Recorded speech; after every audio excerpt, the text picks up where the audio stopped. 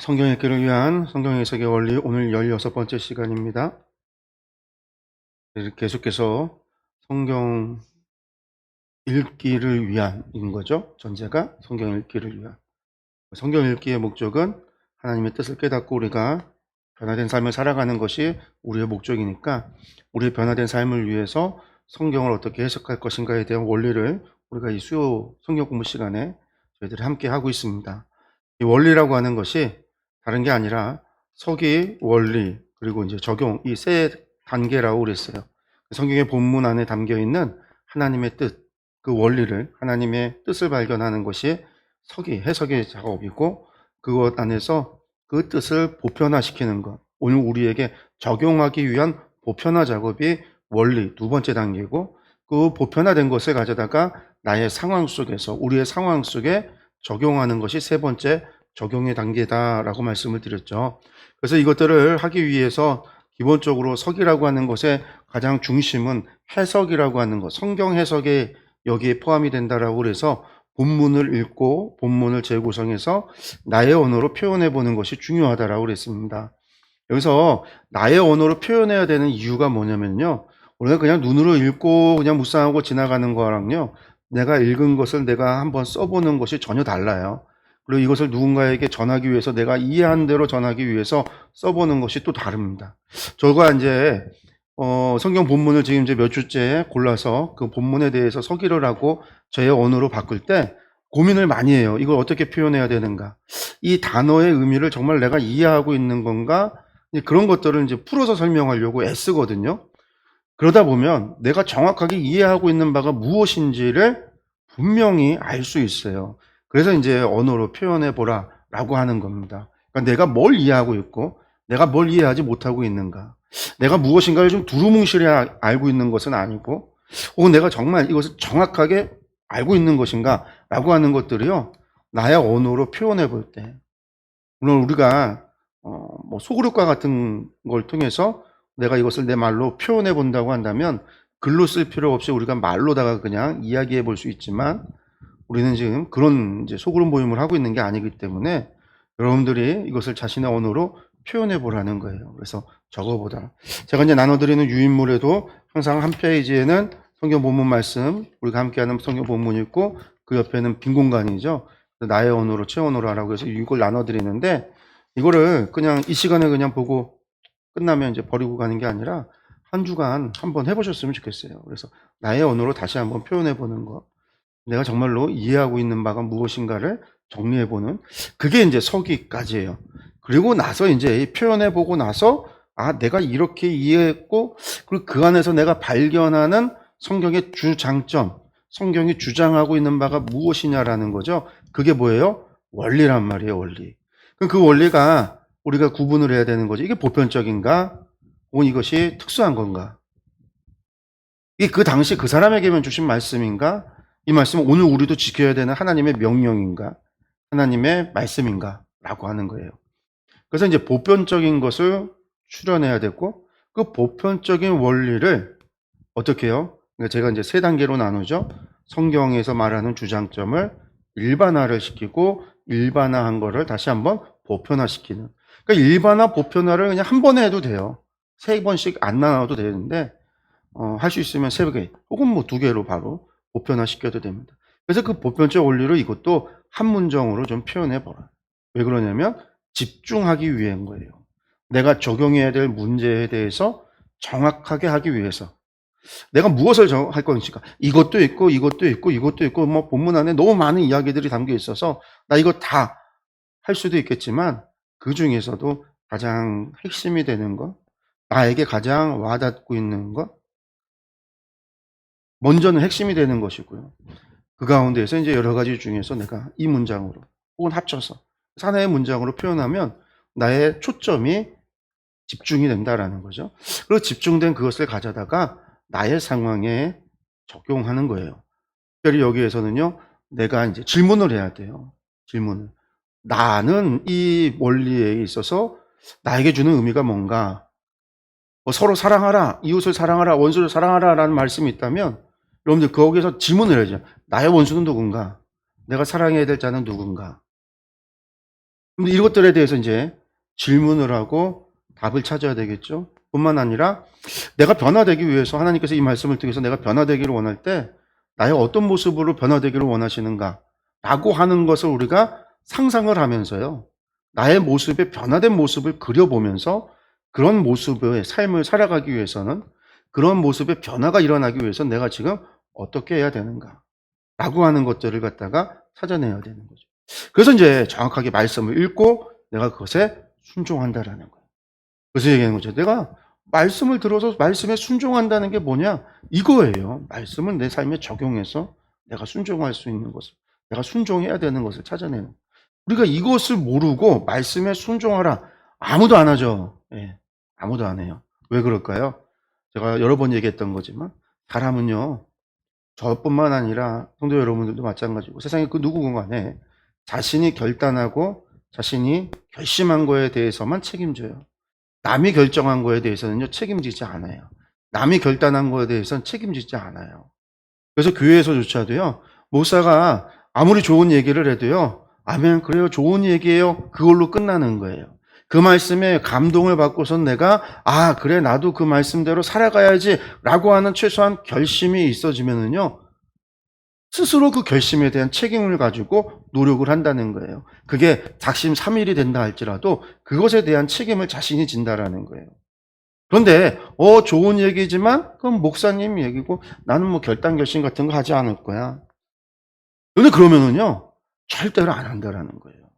그래서 뭐 어떤 프로그램들을 목교에서 이제 목사님이 우리 이제 사순절 기간에 우리 40일 동안 우리 특별 새벽 기도를 합시다. 이걸 통해서 우리가 하나님 앞에 영광 돌리고 우리의 문제를 내려놓고 이 교회의 문제를 해결받는 그런 시간이 되도록 합시다. 라고 이야기를 해도요. 이거 지금 누가 계획하고 누가 결정하는 거냐면 목사가 결정하고 목사가 진행하는 거예요. 성도들이 이것도 목사님이 프로그램 하나 하는구나. 이런 자세가 되면요. 절대로 특별 새벽 기도에 가든지 참석하든지 하지 않는 것에 대한 죄책감이라든가 책임감이 없는 거죠. 그런데 누군가가 그 자리에서 그래 나도 40일 동안 내가 갖고 있는 이 문제를 놓고 정말로 하나님 앞에 기도해야지 라고 하는 결심을 하게 될 때는요. 그 결심은 개인이거든요. 그 사람은요. 40일 기도에 참석을 하는 거죠. 그러다가 일 때문에 어떤 이유로 인해서 참석하지 못할 때 그것에 대해서 어떤 마음을 가져요? 죄책감을 갖는 거예요. 내가 이번에 못 드렸고 하나님이 용서해 주세요. 다시 드려야지 라고 하는 책임감을 갖는다. 사람은 자기가 결심하지 않은 거에 책임지지 않는다. 그러니까 여러분들이 수없이 많은 설교를 들어도 삶의 변화가 안 일어나는 이유는요. 결심하지 않기 때문이에요. 결단하지 않기 때문이에요. 하나님의 말씀 앞에 내가 이렇게 살아가겠습니다. 내가 이러한 일을 하겠습니다. 내가 이러한 것을 하지 않겠습니다라는 결단과 결심이 없기 때문에 삶의 변화가 안 일어나는 거죠. 왜? 순종하지 않아요. 책임지지 않으니까. 귀로만 들어왔다가 정말 한쪽 귀로 흘러가는.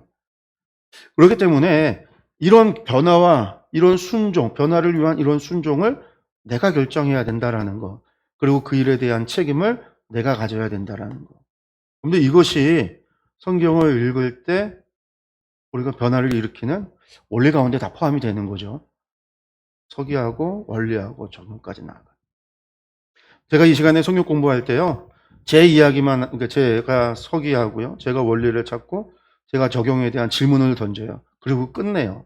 왜 그러냐면 여기서 뭘 더 이야기할 이유가 없어요. 왜냐면 누가 해야 되기 때문에요. 바로 여러분들 각자가 결심하고 결단해야 되기 때문에요. 내 말에 제 말에 동의를 하든 동의를 하지 않든 원리를 찾은 거에 대해서 동의가 되든 감동이 되지 않든 중요한 거는 내가 그것에 대해서 나도 그런 원리, 나도 그 말씀에 대한 동의가 되고 나도 그 말씀을 내 삶에 적용해야지라고 하는 자신의 결단이 있기 전에는 절대로 일어나지 않기 때문에 그래요. 그래서 여러분들 이것이 그냥 우리가 그저 성경 공부 수요일 하는 성경 공부로 취급하고 그냥 넘어가서는 안 되는 중요한 부분이다. 이건 성경 공부뿐만이 아니라 우리가 설교를 듣고 우리가 신앙생활을 하는 데 있어서 너무나 중요한 부분이다라는 것들을 꼭 기억하셨으면 좋겠습니다. 그럼 오늘 무슨 말씀을 볼 것이냐? 우리가 무슨 말씀을 볼 것이냐? 바로 이제 마태복음 18장 12절에서 20절까지의 말씀을 오늘 보려고 하는데요. 이 말씀은 제가 이전에 강의 중에 서기하는 내용 중에 서기할 때에 요 부분을 말씀을 한번 드렸어요. 18절에서 20절. 특히 그 19절, 20절 말씀이죠. 그래서 요 말씀이 서기하지 않으면 오해되는 말씀이다. 이것을 우리가 오해하고, 대표적으로 우리가 기도에 관해서 오해하고 있었던 말씀이 바로 이 18장 마태복음 18장 19절과 20절의 말씀이다. 이 바른 서기를 통해서 우리가 맥락 안에서, 앞뒤의 맥락을 통해서 이 말씀을 읽어볼 때에는 그 말씀이 우리가 알고 있는, 기존에 우리가 알았던 기도에 관한 말씀이 아니다라고 하는 것을 제가 서기를 강의하고 할 때에 예로서 들었던 본문인데요. 오늘은 20절부터 20절까지를 전체를 볼 거예요. 말씀을 통해서 오늘 말씀을 좀 보는데, 제가 먼저 일단 제목을 잡았어요. 이 말씀은 형제를 바로잡는 삶, 형제를 바로잡는 삶. 바로잡는다는 게 뭘까요? 형제가 쓰러졌거나 잘못된 길을 가거나 혹은 죄를 범죄하거나 그런 사람들을 바로잡는 거죠. 또 어떤 거예요? 형제라고 한다면 우리 그룹 안에, 우리 공동체 안에 들어온 사람이죠. 우리가 교회 안에 형제를 어떻게 세워갈 것인가, 이런 내용의 말씀이다라는 겁니다. 우리 말씀 한번 같이 보도록 하겠습니다. 12절에서 20절까지의 말씀입니다. 너희는 어떻게 생각하느냐? 어떤 사람에게 양 100마리가 있는데 그 가운데 한 마리가 길을 잃었다고 하면 그는 99마리를 산에다 남겨두고서 길을 잃은 그 양을 찾아 나서지 않겠느냐? 내가 너희에게 말한다. 그가 그 양을 찾으면 길을 잃지 않은 99마리 양보다 오히려 그 한 마리 양을 두고 더 기뻐할 것이다. 이와 같이 이 작은 사람들 가운데서 하나라도 망하는 것은 하늘에 계신 너희 아버지의 뜻이 아니다. 내 형제가 너에게 죄를 짓거든 가서 단둘이 있는 자리에서 그에게 충고하여라. 그가 너의 말을 들으면 너는 그 형제를 얻은 것이다. 그러나 듣지 않거든 한두 사람을 더 데리고 가거라. 그가 하는 모든 말을 두세 증인의 입을 빌어서 확정 지으려는 것이다. 그러나 그 형제가 그들의 말도 듣지 않거든 교회에 말하여라. 교회의 말조차 듣지 않거든 그를 이방 사람이나 세리와 같이 여겨라. 내가 진정으로 너희에게 말한다. 무엇이든지 너희가 땅에서 매는 것은 하늘에서도 매일 것이요 땅에서 푸는 것은 하늘에서도 풀릴 것이다. 내가 진정으로 거듭 너희에게 말한다.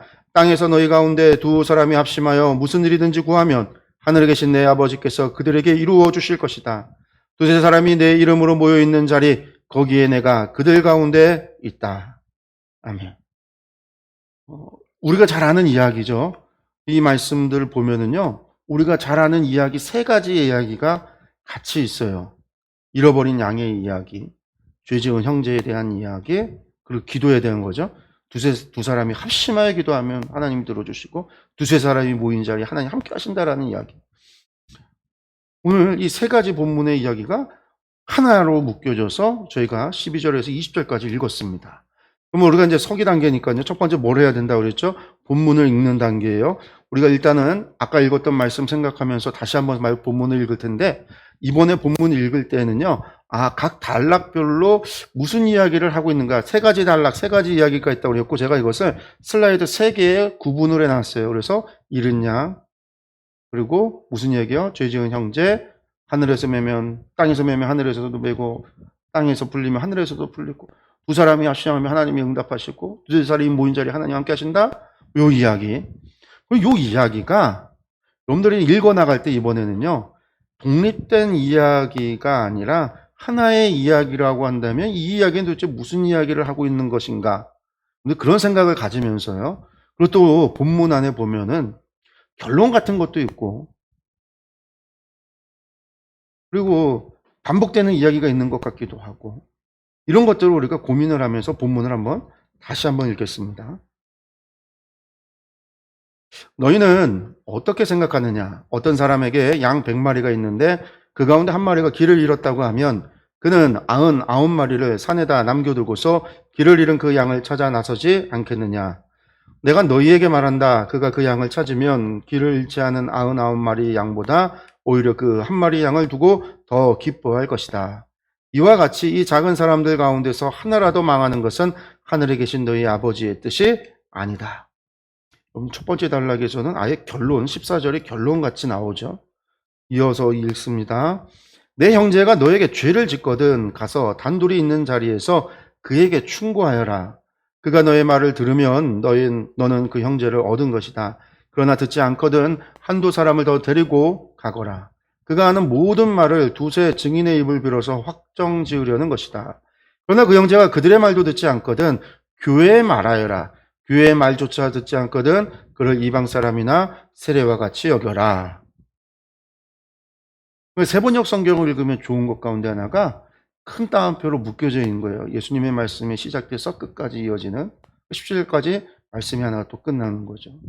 그 다음에 이제 또 18절 큰 따옴표 시작을 합니다. 또 뭐라고 말씀하시냐면 내가 진정으로 너희에게 말한다. 무엇이든지 너희가 땅에서 매는 것은 하늘에서도 매일 것이요 땅에서 부는 것은 하늘에서도 풀릴 것이다. 내가 진정으로 거듭 너희에게 말한다. 땅에서 너희 가운데 두 사람이 합심하여 무슨 일이든지 구하면 하늘에 계신 너희 아버지께서 그들에게 이루어 주실 것이다. 두세 사람이 내 이름으로 모여 있는 자리 거기에 내가 그들 가운데 있다. 말씀을 읽었습니다. 다시 읽었어요. 두 번을 봤습니다. 그러면 그 다음 단계는 뭐냐? 본문을 재구성하는 거예요. 오늘 본문 이제 두 번을 읽었으니까 대충 본문에 대한 이야기가 어떤 건지 제가 또 이제 안내를 해드렸죠. 세 개의 이야기가 합쳐져 있다라고 말씀드렸어요. 그러면 이 본문을 우리가 해석하는 데 있어서 오늘 본문도 강화체입니다. 예수님의 비유의 말씀이에요. 비유의 말씀. 그러니까 강화체 본문을 소개할 때는 어떻게 해야 되는가? 첫 번째, 문맥이다라는 거. 여러분들 강화체 설교의 첫 번째도 두 번째도 문맥이에요. 문맥. 그 얘기는 뭐냐면요. 지금의 이야기는 앞의 이야기의 연장선에 있을 수 있고 지금의 이야기는 뒤의 이야기의 전제가 될 수 있다라는 거예요. 그러니까 언제나 문맥 안에서 앞뒤의 문제의 이야기와 연결되어져 있다라는 거죠. 지금 우리가 18장, 마태복음 18장의 이야기의 가르침이 무엇이냐라고 이야기할 때 18장 전체의 이야기 속에서 우리가 살펴봐야 되는 것도 있을 거고 세 가지 이야기지만 사실은 이게 하나의 이야기를 하고 있는 거거든요. 18장 1절부터 시작되는 동일한 주제를 가지고 오고 있는 이야기예요. 그렇다고 한다면 우리가 알고 있는 기존의 요절로서 우리가 알고 있는 이야기, 기도의 하나님의 두 사람이 합심 기도의 능력 이런 것들이 지금 오늘 문맥 안에서 맞는 이야기인가라고 하는 것에 대해서 우리가 질문을 던지게 되는 거거든요. 전 문맥을 우리가 살펴야 되는 거고 강조점, 무엇을 반복하고 있거나 단어, 강조하고 있는 표현이 무엇인가라는 거. 그리고 재밌는 건 성경에서는요. 동일한 언어, 동일한 이야기를 예수님의 말씀 보면요. 조금씩 바꿔가요. 변주한다고요. 오늘 말씀에는 양의 이야기, 양이 누구일까요? 목자가 기르는 양이니까 교회의 성도죠. 교회를 양이라고 했고 뒤에는 교회라는 말도 나오고요. 작은 자들이라는 말로도 표현하고요. 자꾸만 이렇게 변주된다고요. 이런 것들도 이제 우리가 체크를 해야 되는 부분입니다. 그리고 이제 구문 분석, 우리가 문법적 관계, 뭐 이런 거 논리적인 연관관계도 생각해야 돼요. 이게 문맥 안에서 생각해야 되는 거고요. 단락짓기, 오늘은 세 개의 단락이 나옵니다. 이 단락짓기에서 소제목을 붙여보면 아 이게 정말 우리가 알고 있는 건가 생각할 수 있어요. 육하 원칙도 그 안에서 우리가 찾아야 되는 부분이에요. 그러면 마태복음 18장 12절에서 27절에 대해서 단락을 한번 줘볼게요. 오늘은요. 단락을 한번 줘볼 거예요. 왜냐면 오늘 본문이 단락짓기 아주 좋기 때문에요. 우리가 단락을 한번 줘보면요. 먼저 12절에서 14절까지 이야기는요. 길 잃은 양의 비유입니다. 길 잃은 양의 비유. 그렇죠? 길 잃은 양의 비유에 99마리를 두고 산에 두고 한 마리 길을 잃어버린 양을 찾아가는 이야기입니다. 두 번째는요. 15절에서 17절이에요. 죄 지은 형제에 대한 철인 거죠. 죄 지은 형제를 어떻게 하냐? 먼저는 찾아가서 조용히 얘기하고 권면하고 충고하고 그가 듣지 않으면 어떻게 해요? 두세 사람을 데리고 가서 다시 한번 이야기하고 그들로 증인으로 세우고 그래도 그가 듣지 않으면 어떻게 한다고요? 교회에 보고를 해서 교회가 판단하도록 해라 라는 거였어요. 그러니까 죄 지은 형제에 대한 처리입니다. 세 번째 18절에서 20절은 뭐냐면 합심 기도의 능력, 우리가 기존에 알고 있는 게 그 합심 기도의 능력, 하나님께서 합심 기도하면 들어주신다. 또 하나님께서는 두세 사람 모인 곳에 임재하신다. 우리 말씀 한번 다시 한번 볼게요. 19절에서 20절 말씀만 우리가 요절로 알고 있는 거예요. 같이 읽겠습니다. 내가 진정으로 거듭 너희에게 말한다. 땅에서 너희 가운데 두 사람이 합심하여 무슨 일이든지 구하면 하늘에 계신 아버지께서 그들에게 이루어 주실 것이다. 두세 사람이 내 이름으로 모여 있는 자리, 거기에 내가 그들 가운데 있다. 근데 이거 우리가 기도할 때마다 쓰는 거래요. 요절이에요. 하나님 앞에. 하나님 두 사람이 합심하면요. 무엇이든지 구하면 들어주신다고 하셨사오니 우리 지금 이렇게 연합해서 합심해서 기도하니까 우리 기도 들어주십시오. 또 우리가 예배 때 무슨 기도예요? 우리 두세 사람 모인 곳에 하나님 함께 하신다 하셨사오니 우리 오늘 예배 가운데 우리의 모임 가운데 주여 임재하여 주시옵소서. 우리가 그런 기도 하잖아요. 그때마다 사용하는 요절이 바로 19절과 20절의 말씀이에요. 그런데 우리가 논리적으로 구문 분석, 논리적으로 내용을 뒤집어서 생각을 해봐야 돼요. 이게 뭐냐? 여러분들 두 사람이 합심하여 무엇이든지 구하면 하늘에 계신 내 아버지께서 그들에게 이루어 주실 것이다. 여러분들 여기 그럼 바꿔 말해서요. 혼자 기도하면 하나님 안 들어주실까요? 꼭 두 사람이 합심해야지만 하나님이 들어주신다라는 이야기일까요? 혼자 기도하면 안 들어주시는 거예요. 그래서 우리가 그렇게 기도했어도 하나님께서 응답이 없는 이유가 내가 내 기도 제목 가지고 혼자 기도해서입니까? 하나님은 혼자 기도하는 사람의 기도를 안 들어주시는 하나님입니까? 아니잖아요. 그 얘기가 아니라는 거예요. 두세 사람이 내 이름으로 모여있는 자리에 함께 하신다. 그러면 두세 사람이 모여있지 않고 나 혼자 있으면 하나님 임재하시지 않는 거예요? 그럼 우리가 온라인으로 예배할 때 나 혼자 온라인으로 예배 드리고 있으면 하나님 임재하지 않는 거예요? 나는 예배 드린 게 아닌 건가요? 온라인으로는 네트워크로 연결되어 있으니까 그 시간에 수많은 사람이 같은 인터넷을 보면 예배 드리니까 혼자가 아니야. 그렇게 대답하실래요? 여러분들 저기 북한에 지금도 지하교회에서 홀로 예배 드리는 사람이 있어요.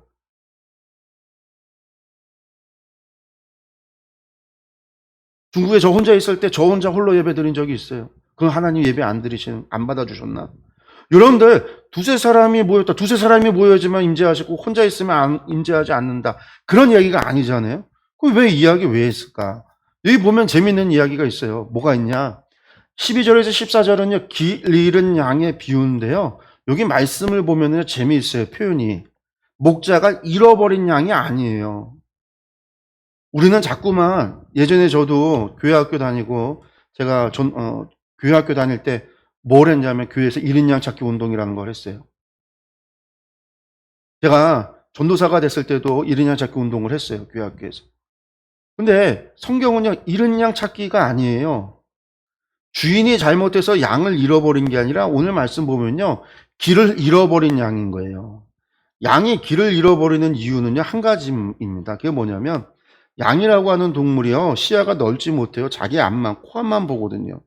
그래서 무리가 지어갈 때 자기 앞에 있는 양의 엉덩이만 보고 따라가는 거예요. 그래서 목자가 양을 칠 때는요. 대장 양 한 마리만 이끌고 가면은요. 그 엉덩이를 보는 양들이 줄지어서 다 따라가게 되어져 있어요. 그런데 천방지축인 양들이 앞에 안 보고 딴 길로 새거든요. 앞으로 직진해서 가야 되는데 지 맘대로 옆으로 가는 거예요. 그러면 이제 양치는 개들이 움직이지 않는 양 사이를 짖으면서 돌아다니면서 부딪히면서 양들이 움직이게 하는 것뿐만 아니라 딴 길로 새는 양을요 짖어서 무리 안으로 들어가라고. 그게 이제 양치기 개가 양 무리를 돌아다니면서 그런 일을 하는 거죠. 그러니까 여기서 길을 잃은 양의 비유라는 얘기는요. 목자가 실수로 잃어버린 양이 아니라 양이 지멋대로 딴 길로 가서 잃어버린 거예요. 길을 잃어버린 거예요. 양이 길을 잃어버린 거예요. 양이 딴 길로 간 거예요. 그럼 무리 가운데 딴 길로 갔다라는 얘기는 뭘까요? 잘못하고 있다라는 거잖아요. 그러니까 그 이야기랑 15절에 17절에 죄 지은 형제에 대한 처리, 죄를 지은 형제를 어떻게 해야 되는가? 여러분들 이게 지금 이어져 오는 이야기입니다. 우리가 알다시피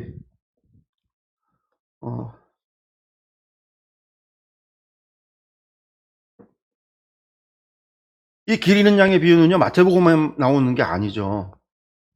탕자의 비유와 잃은 드라크마의 비유와 잃은 양의 비유가 함께 나와 있는 성경도 있어요. 여러분들 그런 경우에는요 주제가 다른 거예요. 지금 오늘 메시지는 마태복음 18장의 이야기는요. 길을 잃어버린 무리 가운데서 잘못된 길로 가는 양. 교회 형제들 가운데 죄를 지은 양, 지금 삐딱선 타고 있는, 잘못된 죄를 범하고 있는, 좌로나 우로나 치우치지 말아야 되는데 좌로 치우치고 우로 치우치고 있는, 딴 길로 가고 죄를 범하고 있는 사람, 그들을 어떻게 할 거냐는 거예요. 그리고 나서 18절, 20절에 갑자기 합심기도는 하나님 임재한다? 생뚱맞잖아요. 그럼 이 이야기가, 이 이야기, 기도의 능력을 이야기하는 이 말씀도 아니고 하나님의 임재에 대해서 가르치는 말씀도 아니라는 거예요. 그럼 왜 18절, 20절 말씀은 무엇이냐? 맥락 안에서 볼 때 길 잃은 양을 처리하고 있는, 죄 지은 형제를 처리하고 있는 바로 이거 안에서 읽어야 돼요. 또 하나, 이게 18장 전체의 이야기예요. 앞에서도 또 나오는 이야기거든요. 그러니까 우리가 맥락을 놓치면 요절만 보면 이걸 가지고 마치 하나님께서 우리의 기도 들어줄 때는 두 사람만 합심하면 뭐든지 구하기만 하면 다 들어주신다. 이런 오해를 만든다라는 거죠. 오늘 본문 말씀은 전혀 그런 말씀이 아닙니다. 하나님 물론 우리의 기도 들어주시는 분이에요. 두 사람 합심해도 들어주시고요. 혼자 기도해도 들어주시고요. 세 사람이 합심해도 들어주시고요. 네 사람이 합심해도 들어주세요. 온 교회가 합심해도 하나님 들어주세요. 홀로 예배에도 하나님 함께 하시고요. 내가 홀로 길을 갈 때에도 하나님 우리와 함께 하고 계세요. 두세 사람이 모인 곳에만 모이시는 것이 아니라 내가 주님과 언제나 동행할 수 있다는 거예요. 우리가 그렇게 생각하고 본다면 이 단락집기에서 우리가 18절, 20절을 절대로 이렇게 해석하면 안 되는구나라는 걸 우리가 생각을 하고요. 본문을 들어가야 되겠죠. 우리 본문 한번 재구성하면서 보도록 하겠습니다. 체크한 것을 따라서 갈게요. 여기 보시면은요. 12절에서 14절 말씀이 뭐라고 그랬습니까? 분명히 길 잃은 양에 대한 이야기인데 12절 뭐라고 나와요? 길을 잃은 양, 그 양을 찾아 나서지 않겠느냐. 길을 잃어버린 양을. 여기서 말하는 양은 누굴까요? 양은요. 양은 성도들을 말하는 거예요. 하나님의 백성들을. 그 백성들 가운데 길을 잃어버린 사람이 있다라는 거죠. 그리고 하나님은 그 길을 잃어버린 사람을요, 결코 망하도록 두지 않는다라는 메시지예요. 하나님은 결코 그 사람을 버리지 않는다라는 얘기고 포기하지 않는다라는 말도 되겠죠. 그리고 나서 14절에 보니까 결론으로 나오는데 이 작은 사람들 가운데서 하나라도 망하는 것은 하늘에 계신 너희 아버지의 뜻이 아니다라고 말씀하고 계세요. 여기서 갑자기 작은 사람들이라고 나와요. 왜 작은 사람들이 나오냐? 여러분들 이게 18장 이야기의 앞서 주제거든요. 18장 1절부터 뭐라고 얘기하냐? 무슨 얘기가 나오냐면 천국에서 누가 큽니까? 라는 얘기를 해요. 그때 이 작은 자, 어린아이들을 얘기하면서 예수님께서 말씀하셨고요. 6절에 보면 무슨 얘기가 나오냐면 누구든지 나를 믿는 이 작은 자 중 하나를 실족하면 어떻게 한다? 차라리 연점에 떨어지고 바다에 빠뜨려지는 것이 낫다라는 얘기를 하시는 게 6절의 말씀이에요. 작은 자가 누구냐? 그러면 하나님을 믿는 사람들이라는 거죠. 그러니까 여기 말씀에서 우리가 알아야 되는 거, 작은 자들, 양은 누구다? 작은 자들이고 그 작은 자들은 누구다? 예수님을 믿는 사람들, 성도들, 교회를 얘기하고 있구나라는 것을 우리가 먼저 체크를 해야 돼요. 그러면 여기에서 무엇을 알 수 있어요? 하나님은요, 교회 성도들 가운데 누구도 망하는 것을 원치 않는다. 하나님 믿는 자 가운데 누구도 망하는 것을 하나님은 원치 않는다라는 거죠. 그 다음에 넘어가서 15절에 내 형제가 너에게 죄를 짓거든. 이 형제가 라는 얘기는 누굴까요? 그 양이 라는 얘기인 거죠. 길을 잃어버렸던 양, 딴 길로 가는 양, 너희 형제들 가운데 지금 딴 길로 가는 사람, 그 사람을 얘기하는 거예요. 너에게 죄를 짓거든, 너희에게 죄를 짓거든, 교회에 죄를 짓거든, 혹은 그 사람이 죄를 짓거든, 어떻게 하냐면요, 가서 단둘이 있는 자리에서, 그 얘기는 뭐냐면 이게 공식적으로 떠벌리고 다니라는 얘기가 아니라 조용히 그 사람과 1대1로 만나서 소문나지 않게 개인적으로 뭐하라? 충고하라라는 거예요. 그 친구가 잘못하지 않도록 바로잡을 수 있도록 충고해 주라라는 얘기예요. 그런데 이때 그 친구가 그 충고를 듣는다면 그 형제를 얻게 되겠지만, 그 형제를 얻으면 어떨까요? 하나님, 잃어버린 양을 찾았을 때 기뻐하셨다. 하나님 기뻐하시겠죠. 그런데 그 형제가 듣지 않아요. 충고를 무시하면 어떻게 해야 되냐? 한두 사람을 더 데리고 가라는 거예요. 여기서 한두 사람은 누굴까요? 교회 성도들 가운데 한두 사람만 더 데리고 가라.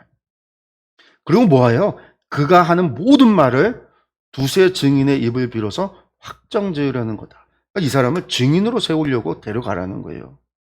그리고 그 사람들 앞에서 이야기를 하는 거죠.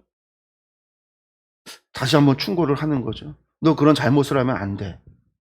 근데 그 사람이요, 난 그래도 괜찮아, 나 이거 계속 할 거야 라고 한다면 이 데려간 형제들로 하여금 증인으로 삼으라는 거예요. 그런데 증인은요, 한 명으로 안 돼요. 율법에 한 명으로 안 되고 두 명 이상만, 두 명이 증인이에요. 두 명 이상이. 그러니까 두세 사람을 데려가라는 거예요. 한두 사람은. 나를 포함해서 두 명이 되니까. 그런데 17절 뭐라고 얘기합니까? 그래도 듣지 않거든요. 그래도 듣지 않거든. 그래도 듣지 않으면 어떻게 해요? 교회에 말하라. 그러면 교회가 이제 그 친구, 그 사람에 대해서, 형제에 대해서 이야기하겠죠. 권면하겠죠. 충고하겠죠. 그런데 그래도 듣지 않거든. 그 교회 말조차 듣지 않으면 어떻게 해라? 그를 이방 사람이나 세리와 같이 여기라는 거예요. 제가 여기서도 한번 말씀드렸어요. 세리와 같다라는 표현이 무슨 말이냐?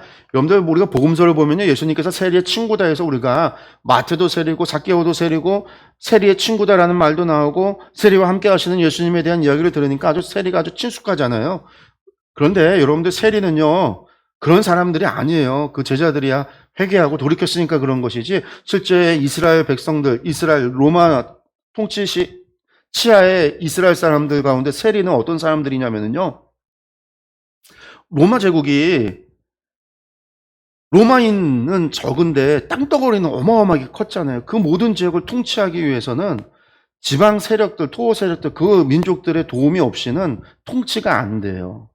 그래서 사실은 로마가 이스라엘에 총독을 파견해도 분봉왕들이 있었던 것이고, 총독이 다스렸지만 총독이 데리고 왔던 군인의 숫자는 천부자, 몇 명 되지 않았단 말이에요. 그런데 모든 정치, 경제, 행정을 다 하기 위해서는 당연히 누가 있어야 돼요? 우리나라로 치면 친일파, 친로마 사람들이 있어야 돼요. 세리들은 바로 그 친일파 같은 사람들이. 이 사람들이 뭐냐면요, 징수권이라고 하는 게 있어요. 그게 뭐냐면 로마에 세금을 내야 되는, 세금이 확정되어져 있어요. 그러면 그 세금을요, 로마 사람들이 군인을 동원해서 직접 걷는 게 아니라 이거를, 세금을 징수할 수 있는 권한을 로마가 팔아요. 로마 정부가 팔아요. 누가 그것을 사냐면요, 유대인들 가운데는 유대인들이 사는 거예요. 사마리아인들 가운데는 사마리아인들이 사는 거예요. 그 사람들한테 파는 거예요. 그럼 그 사람들이 돈을 주고 그 징수권을 사요. 그래서 사람들로부터 세금을 갖다가 걷어요. 그러면 세금이 100만 원을 내야 된다. 100만 원의 징수권을 가지면은요, 이 사람들이 100만 원만 걷어서 100만 원만 줄까요? 아니에요. 100만 원이 아니라 200만 원, 300만 원, 500만 원, 1000만 원까지 걷어요. 그래서 100만 원 세금 주고 나머지를요, 온 총독한테 뇌물 쓰고요, 나머지 자기가 갖고요, 그 세금 걷어들일 때 또 많이 써야 되잖아요. 군인을 사용할 수가 없으니까 어떻게 해요? 물에 힘쓰는 사람들을 동원해서 자기 무리, 사병과 같은 조직을 만들어서 강제 집행을 한단 말이에요. 세리가 그런 역할이에요. 그런. 마태가 그랬고요, 삭개오가 그랬어요. 그래서 삭개오가 예수님한테 부당하게 거둔 거 돌려주겠다는 얘기가 지금까지 그렇게 해왔기 때문에 그래요. 2배, 3배, 10배씩 걷어 들어갔기 때문에 그런 거예요. 이방 사람, 지옥의 땔감, 세리, 그런 존재, 아예 교회에서 추방하라는 거예요. 다시는 부정하니까 가까이 하지 말라라는 거예요. 교회가 옛날에는 이런 권한이 있었다고. 근데 요즘 같으면 그러지 않죠. 교회에서 목사님이 조금만 해도 성도의 마음을 상하게 하는 이야기하면은요, 무슨 얘기예요? 목사가 표적 설교했다고. 여기만 교회 있냐고 딴 교회 가죠. 그러니까 교회가 이제 뭘 해요? 충고를 하거나 권면을 하거나 이런 게 없어졌어요. 웨슬리 부흥운동으로 감리교가 세워질 때 속회 모임의 핵심이 뭐냐면 직고라고 하는 제도였어요. 그 직고가 뭐냐면요, 한 주간의 삶을 나누고 잘못 사는 거에 대해서 그 속도원들이요, 직고하는 거예요. 충고하는 자리라는 거예요. 당신 그렇게 하는 거 잘못했어. 당신 결심하고 그렇게 하기로 했는데 왜 못했어? 라고 해서, 왜 예배 드리는데 불법 잡고, 왜 너는 왜 이렇게 살았어? 라고 하는 직고가 있었어요. 그런데 그것 때문에 웨슬리 부흥운동으로 말미암아 영국이 변화되는 거예요. 이 웨슬리 부흥운동에 웨슬리 처음에 메소디스트라고 하는 사람들이요, 무슨 귀족들 그런 사람들이 아니에요. 저 탄광촌에서 일하는 사람들, 막 가난한 사람들, 막 그 어려워하는 사람, 어려운 삶을 살아갔던 사람들, 그런 사람들 위주로 복음이 전파될 때 그들이 변화되고, 그냥 술 먹고 그냥 방탕한 삶이 아니라 그들이 변화되어졌기 때문에 이 영국이라는 나라가 변화되어질 수 있었던 거고, 감리교라고 하는 것이 그런 엄청난 부흥의 운동이 일어날 수 있었던 거는요, 그런 변화에, 사람들의 그런 순종을 통해서 일어나는 성령님의 역사로 말미암은 변화가 있었기 때문에 그런 거예요. 근데 오늘날에는 못한단 말이에요. 근데 지금 여기서 예수님께서는요, 그렇게 하라라는 거예요. 그리고 그렇게 여기라는 거예요. 오늘날에는 힘들죠. 교회가 여기만 있어 딴 데 가니까. 그렇잖아요. 저기 그 정가운 같은 가는 목사 파직시켰더니 나가갖고는 자기가 교단 차리고서는 목사직을 하잖아요. 뭐 목사도 그러고 있는데 말 같지도 않은 그런 일이 벌어지고 있는데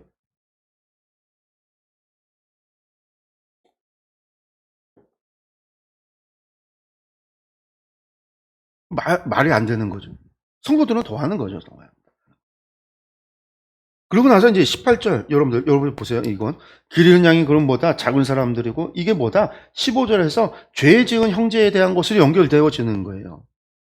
근데 우리가 17절까지 왔어요. 요 이야기를 들으면요. 죄 지은 형제 세리와 이방 사람 같이 여겨라.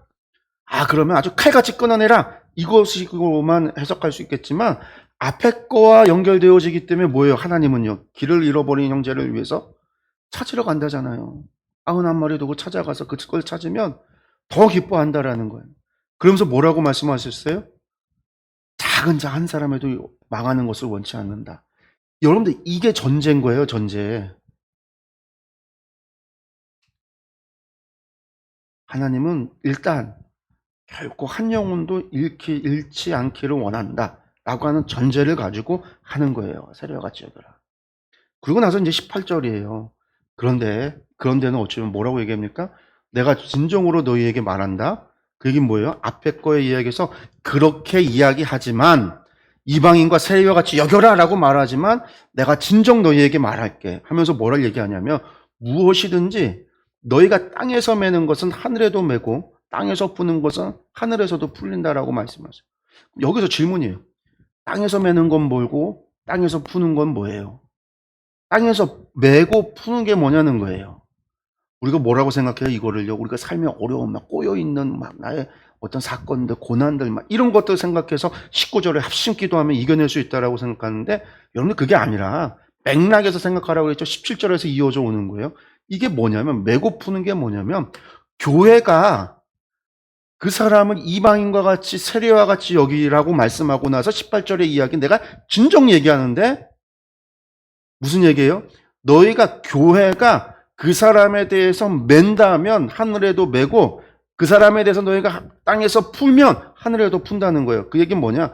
교회가 그 사람을 출교시켜버리면 하늘에서도 하나님께서 출교시켜 버릴 것이고 교회가 그 사람을 용서하고 끝까지 품는다면 하늘에서도 그 사람을 갖다가 품는다라는 얘기예요.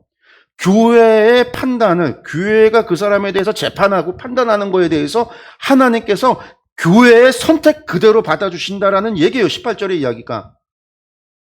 얼마나 무서운 얘기예요.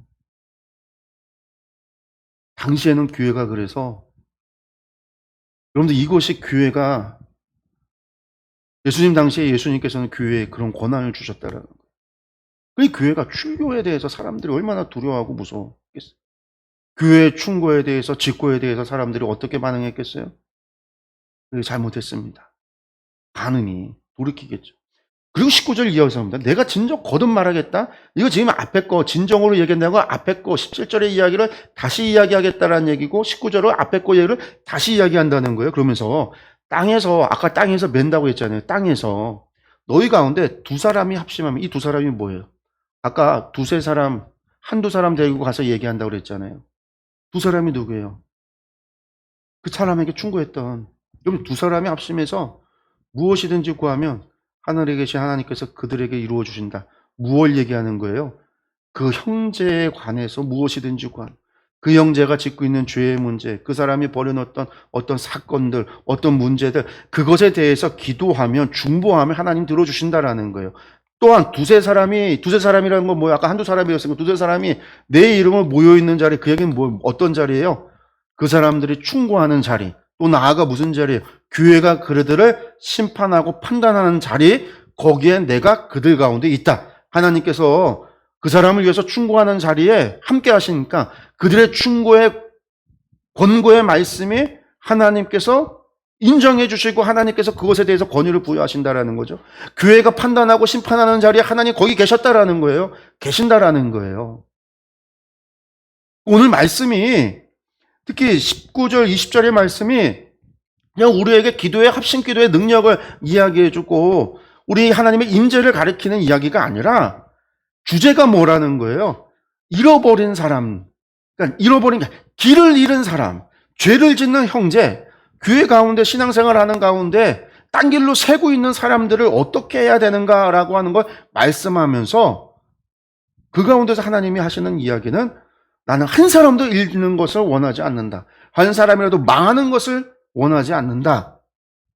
그리고 교회에 그런 권위를 줄 뿐만 아니라 그래서 교회가 그를 용서하고 품어주고 기다린다고 하면 하나님도 뭐 하신다는 거예요? 땅에서 풀면 하늘에서 풀리듯이 하나님도 어떻게 하신다? 그들의 선택에 하나님도 동의해 주시고 기다려 주시고 용서해 주시고 인내해 주신다라는 거예요.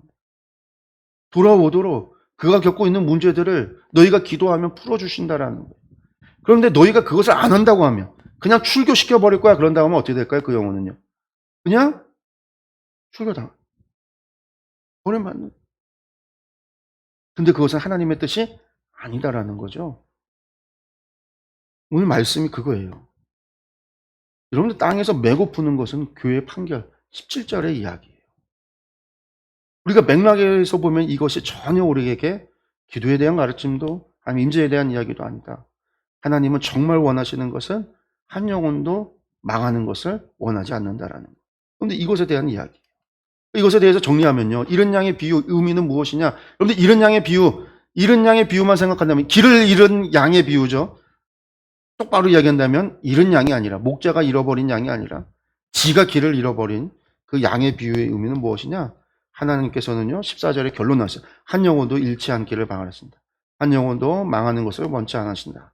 잃지 않기를 원하신다라는 거예요. 하나님께서. 두 번째, 죄 지은 자에 대해서 어떻게 해야 하는가? 무엇을 가르치고 있어요? 죄 지은 자를 겉면에서 바로잡아야 한다라는 거예요. 내치기는 쉽죠. 이방인과 같이, 세리와 같이. 그 사람을 내치는 건 쉽지만 바로 세우는 것은 어려워요. 그를 기다려주고 끝까지 중보하는 것도 어려워요. 그러나 하나님께서는 그것을 원하신다라는 거예요. 죄 지은 자를 권면하며 바로 잡아야 된다. 땅에서 메고 푸는 것은 무엇을 말하는 것인가? 아까 말씀드렸어요. 죄 지은 자에 대한 교회의 판결이에요. 교회가 그에 대해서 어떻게 하느냐를 하나님께서 그대로 지지해 주신다라는 얘기예요. 그런데 하나님은 앞의 이야기를 통해서 교회에게 뭘 요구하는 거예요? 결코 버리지 말라라는 얘기를 하고 계신 거죠. 결코 버리지 말라. 그 다음에 두 사람이 합심하여 구해야 하는 것은 무엇인가? 무엇이든지 구해야 된다고 했는데 여기서 말하는 합심해서 구한다라는 얘기는 뭐예요? 죄 지은 자를 위한 중보라는 거예요. 죄 지은 자를 위한 중보. 그가 다시 돌아올 수 있도록, 그가 죄에서 떠날 수 있도록 기도하고 간구하라라는 거예요. 그것을 간구하라라는 거죠. 두세 사람이 주님의 이름으로 모인 자리는 무엇이냐? 교회가 판결하는 자리라는 거예요.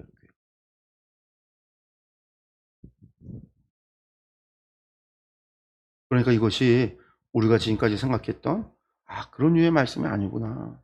우리가 이해가 되겠죠. 서기를 했어요. 그래서 본문의 주제는 무엇이냐라고 한다면 한 영혼이라도 잃는 것은 하나님의 뜻이 아니다. 14절에 이미 밝혔어요. 이게 주제예요, 주제. 이것 때문에 우리에게 뭘 하나님이 약속하신 거예요? 합심 기도에 응답해 주신다라는 약속을 해 주시는 거예요. 영혼을 살리기 위한 기도. 우리의 욕구를 충족시키기 위한 기도가 아니라.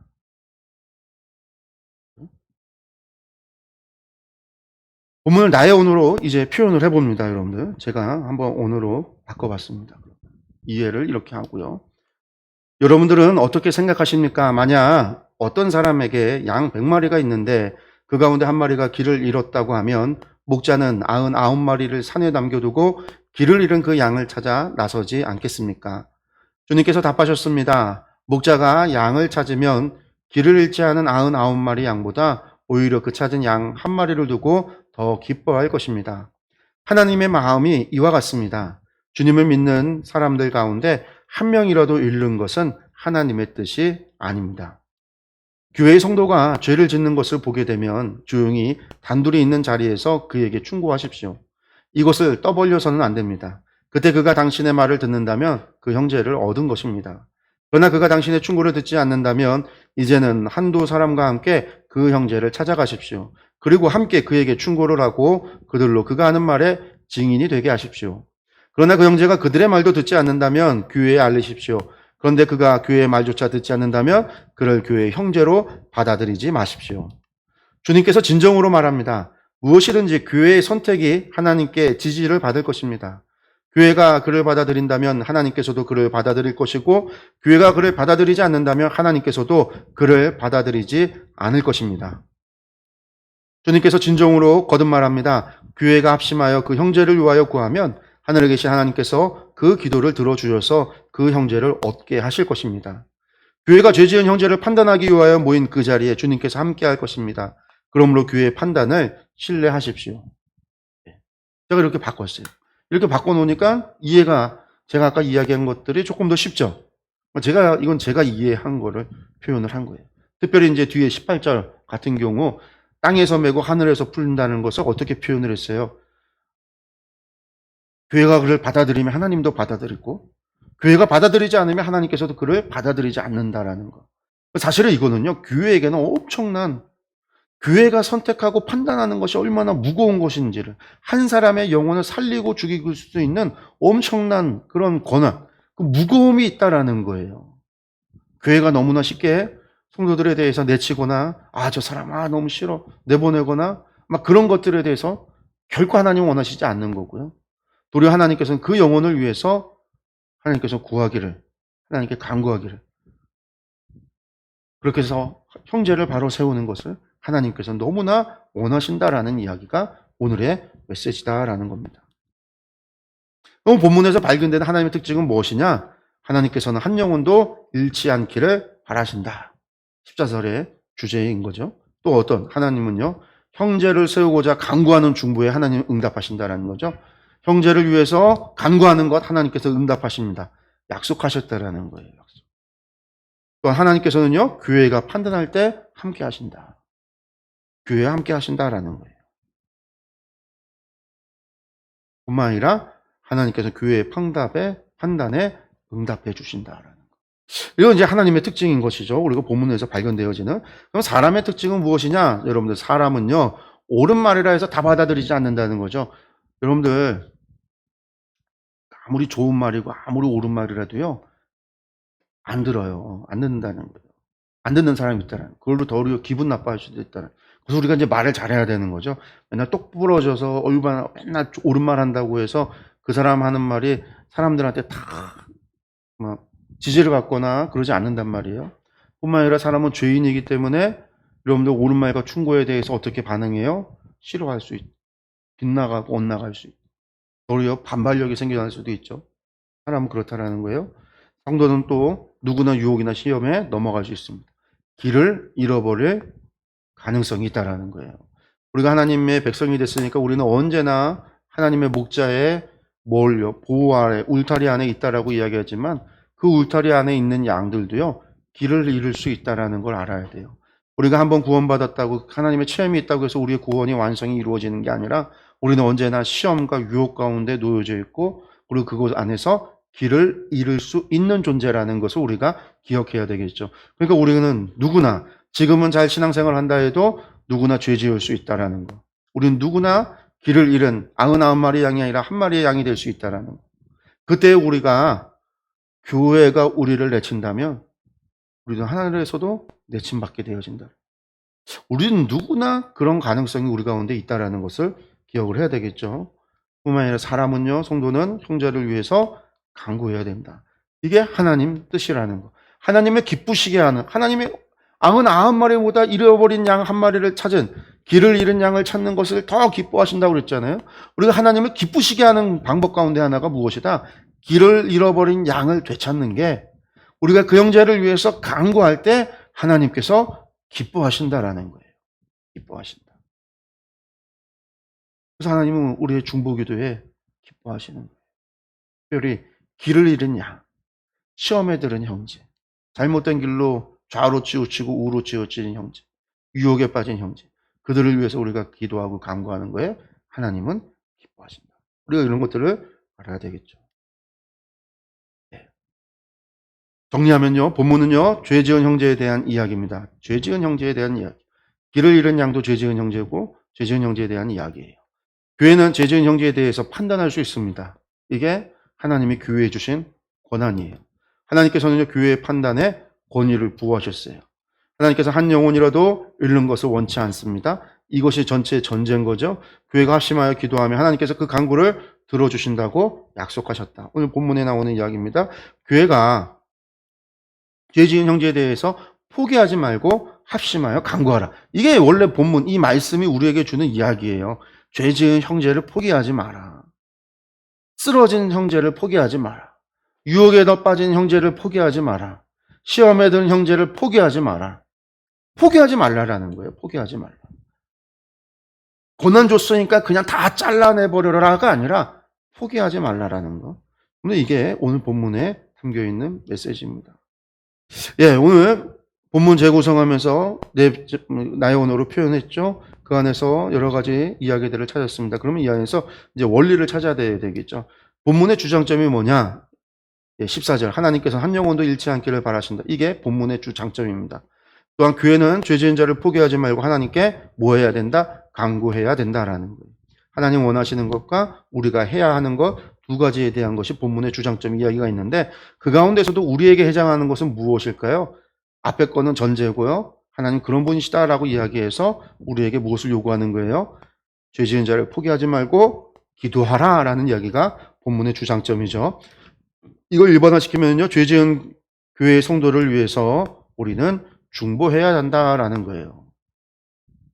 중보해야 된다. 보편화시킨다면요, 교회 형제 장매를 위해서 중보하라. 이렇게 좀 바꿨어요. 제가 아주 좀 크게 두루뭉실하게 좀 바꿨습니다. 일반적 원리를 보편적으로도 이야기할 수도 있어요. 네, 그렇게도 돼요. 그래도 상관은 없습니다. 조금 더 한번 제가 이제 주장점 일반적, 보편적으로 좀 나누려고 이렇게 좀 크게 좀 잡았습니다. 그러면 이제 이걸 가지고 저희가 적용을 해야 되죠. 순종을 위한 질문입니다. 교회 형제 자매를 위해서 중보하라. 제가 왜 이걸 이렇게 바꿨냐면요. 죄 지은 형제를 죄 지은 형제를 위해서 중보하라고 하면요. 우리가 먼저 무슨 질문부터 할까요? 우리 교회 죄 지은 사람이 누구야? 이걸 보게 되잖아요. 그러니까 이제 더 크게 해서 교회 형제에 중보하라. 도움이 필요한 사람. 고난 가운데 있는 형제. 고난이 시험일 수도 있고 유혹일 수도 있잖아요. 어려움이 있는 형제. 신앙생활에 있어서 지금 약간 침체기에 있는 형제들. 그런 사람들을 다 포함해야 되기 때문에 제가 교회 형제자매를 위해서 중보하라라고 조금 더 크게 보편적으로 잡은 겁니다. 그럼 여기에서 우리가 질문해야 되겠죠. 순종을 위해서. 교회를 따는 성도가 있는가? 우리 교회에 다니다가 시험에 들거나 혹은 여러 가지 일들로 인해서 오늘 요즘 신앙생활을 하지 않는, 신앙생활이 조금 침체되어져 있는 성도가 있는가? 우리가 물어봐야 되는 거예요. 중보하기 위해서 누구를 할 건가 하잖아요. 두 번째, 교회 안에 실족한 성도가 있는가? 실족한. 누군가 때문에 시험 든 사람, 목사님 때문에 시험 든 사람, 김건세 때문에 시험 받은 사람, 뭐 이렇게 이야기할 수 있잖아요. 그런 실족한 성도가 있지는 않은가. 또 중보가 필요한 성도가 있지는 않은가. 아프거나 질병이 있거나 병이 있거나 한 사람들이 도움이 필요한 사람은 있지 않은가. 우리가 살펴야 되는 거예요. 그런 질병이 언제든지 뭐가 될 수 있으니까요. 시험이나 유혹이 될 수 있고 우리의 신앙이 쓰러질 수 있는 그런 것이 계기가 될 수 있으니까요. 살펴야 되는 거예요. 우리 가운데도. 지금 이제 집사님 병원에 지금 입원하고 계시는데 우리가 중보해야 되는 거죠. 기도해야 되는. 중국에서 이재원 집사님 혼자 이제 생활하고 계시는데 위에서 중보해야 되는 거죠. 혼자 있기 때문에 그렇진 않지만 혼자 있기 때문에 어떻게 해요? 시험이나 유혹이 있을 수 있단 말이에요. 같이 일하는 사람들과 함께 시험에 들 수도 있고 혹은 유혹이 있을 수도 있고 그런 것들에 대해서 우리가 중보해야 된다라는 거죠. 그러니까 중보가 필요한 성도가 있는가에 대한 질문을 던져야 돼요. 또 나아가서 내가 지금 중보가 필요하지는 않은가에 대해서 내가 나 자신을 돌아봐야 돼요. 내가 혹시 길을 잃은 양은 아닌가? 내가 지금 잘못된 길로 가고 있지는 않은가? 내가 지금 신앙의 풋대가 아니라 좌로 우로 내가 지금 치우쳐 있지는 않은가? 내가 지금 주저앉아 있지는 않은가? 내가 길을 안 가고 지금 내가 멈춰서 있는 것은 아닌가? 나에 대해서도 점검을 해야 되죠. 그래서 누군가에게 나를 위하여 기도하기를 요청도 해야 돼요. 뿐만 아니라 내가 이것을 이겨낼 수 있도록 노력도 해야 되겠죠. 찾아야 된다라는. 그러니까 순종을 위해서 우리가 이런 질문들을 던져야 돼요. 그리고 이런 질문을 던져서 뭘 해야 된다라는 걸까요? 간구해야 된다라는. 우리 교회가 함께 또 나도 간구하고 성도들이 함께 기도하고 또 우리가 예배 시간을 통해서 그렇게 함께 중보할 수 있는 시간을 두고 기도하고 그러면 하나님 어떻게 하신다? 우리의 기도에 응답해 주신다. 우리의 기도를 들어주신다라는 거예요. 그게 오늘의 말씀입니다. 그리고 마지막으로 질문 던져야죠. 내가 당장 한 영혼도 잃지 않기를 바라시는 하나님의 마음을 함께 나누어야 할 사람이 있는가? 제가 그랬어요. 우리가 함께 나누는 이 은혜를 혹은 메시지를 우리가 또 이것을 누군가와 함께 나눠야지. 이것이 내가 전하는 복음인 거예요. 그래서 이것을 누군가에게 전하기를 항상 신경을 써야 돼요. 그래야지 뭐가 일어나냐면요. 복음의 전파가, 복음의 발광 운동이 일어나는 거예요. 그리고 그 복음을 전하는 것에 있어서 우리 모두가 갖고 있는 사명이잖아요. 그 사명에 순종. 혹시 누군가 함께 나눌 사람이 있는가? 나눌 사람이 없으면 나눌 사람을 하나님께 구해야 되겠죠. 그래서 함께 나누고 함께 이야기할 사람을 붙여주세요. 그래서 이런 이야기를 함께 나눌 수 있도록, 혹은 복음을 전할 수 있도록 해야 된다. 여러분도 이것을 기억하셨으면 좋겠습니다. 오늘 말씀 마태복음 18장 12절에서 20절까지의 말씀을 살폈고요. 이 본문의 말씀이 우리에게 전해주고 있는 이야기는 무엇이다? 하나님께서는 한 영혼도 결코 잃지 않기를 원하신다라는 사실. 이것을 통해서 우리에게 무엇을 주셨다라고요? 그들을 교회에서 출교할 수 있는 권한을 주셨지만 아니면 우리가 땅에서 매면 하늘에서도 맬 수 있도록 우리가 땅에서 풀면 하늘에서도 풀릴 수 있도록 권한을 주셨다라는 거예요. 우리가 그 권한을 가지고 사람을 가려받는 게 아니라 사람을 가려내는 것이 아니라 우리가 그 모두를 품고 위해서 기도로서 중보해야 된다는 것이 오늘 하나님이 우리에게 주신 메시지라는 것을 기억하셨으면 좋겠습니다. 기도하겠습니다.